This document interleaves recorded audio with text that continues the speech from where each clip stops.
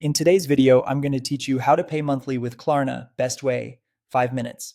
If you want to split purchases into manageable payments, Klarna makes it straightforward, and using it the right way helps you avoid surprises.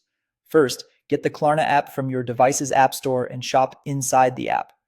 Browsing and checkout through Klarna ensures the pay over time options are available even at stores that don't show Klarna at their own checkout.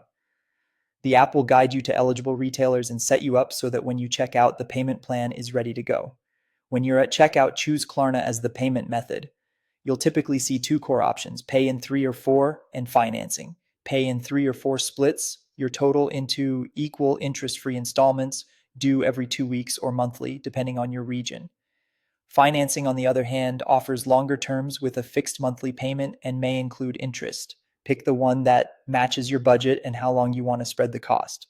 If you're unsure, start with the shortest interest free plan so you know exactly what you'll pay. Next, enter the required information so Klarna can give you an instant decision. This can include your name, billing address, and a payment card. Make sure everything matches your bank records to avoid delays. Klarna may run a quick eligibility check to confirm you can take the plan you've chosen. You'll see your schedule and total cost before you confirm, so review it carefully. After your purchase, open the app to track every installment. You can see due dates at a glance, turn on reminders, and update your payment method if your card is about to expire.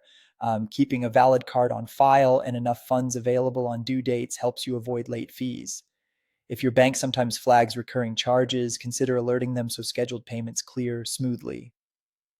If something unexpected comes up, look for the extend due date option in the app on eligible purchases.